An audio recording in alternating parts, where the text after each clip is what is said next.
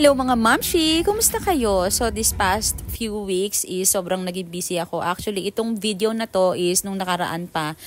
Kwento ko lang yung mga nangyari sa akin nung mga nakaraang araw. Sobrang busy ko mga mamshi kasi ako ay nag-aahente na ng bahay. And nung mga nakaraan is ang daming bahay na nababakante or nagpapasanla sila, mga sanla tira and sanla kolekta, yung mga ganon. Matagal na akong nagaganon mga mamshi since siguro mga 3 years na actually yung mama ko yung talagang nag-aahente and then parang napasama na rin ako. And ngayon is, ayun na nga, naging independent na nga ako sa pag-aahente ng mga bahay. So, itong mga video is naisisingit-singit ko na lang siya. Pero ang saya rin kasi mga mamshi dahil nagagamit ko rin yung pagiging vlogger ko, nagagamit ko rin yung pagiging salesperson, and yung natutunan ko sa timeshare. Yung timeshare pala mga mamshi is nagbebenta rin yon ng bakasyon. Bakasyon naman yung ibinibenta doon mga mamshi, which is yung parang sa mga mahihilig mag-travel, mahihilig mag-around the world, yung out of town, yung mga ganon. So, ayun, sobrang saya lang kasi nakakalabas-labas din ako kahit papano dahil mga tinutour namin yung mga client namin.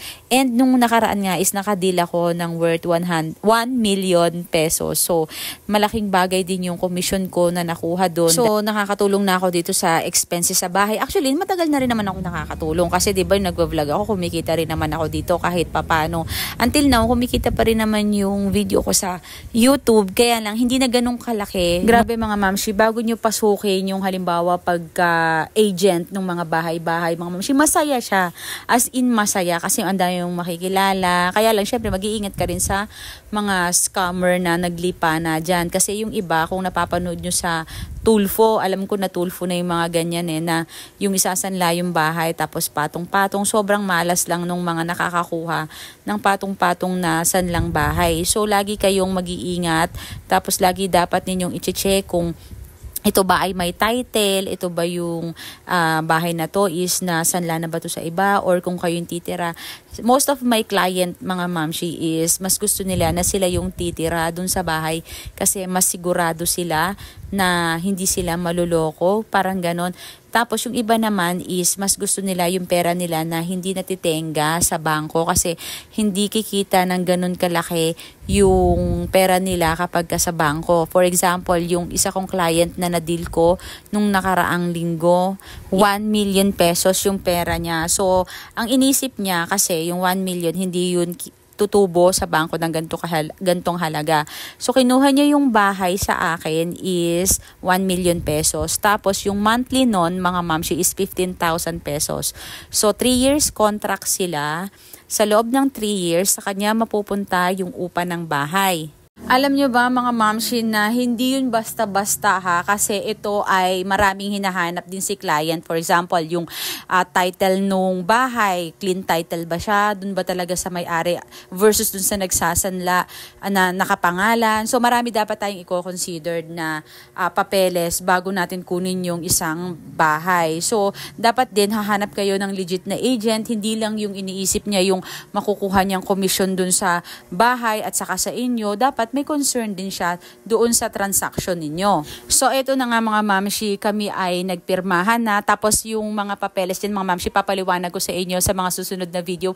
Kasi, ang dami nagtatanong sa akin ng mga ganitong bagay mga mamshi, yung mga sa bahay. Sobrang interested sila. Naisip ko na ang daming interested doon sa sanlang tira, tsaka sa sanlang kolekta. Kasi nga naman, syempre, gusto natin yung pera natin is kumikita, hindi lang yung basta-basta nakatago, 'di ba?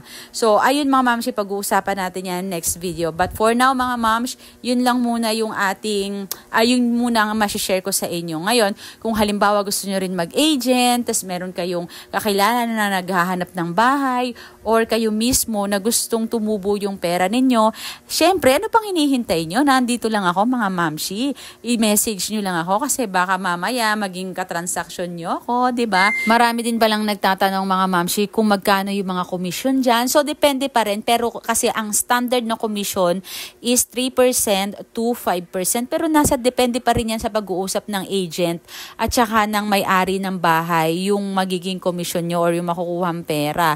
Sino bang nagbibigay ng commission? Mamshi, depende rin yan, pero mostly ang nagbibigay talaga ng commission is yung may-ari ng bahay, yung nagpapasanla o yung nagpapabenta ng bahay. Pero kasi sa case ko, minsan binibigyan din ako ng client ko na kukuha ng bahay kasi sila naman yung nag-push sa akin na kumbaga sila yung lumapit sa akin. Ayan lang, bye!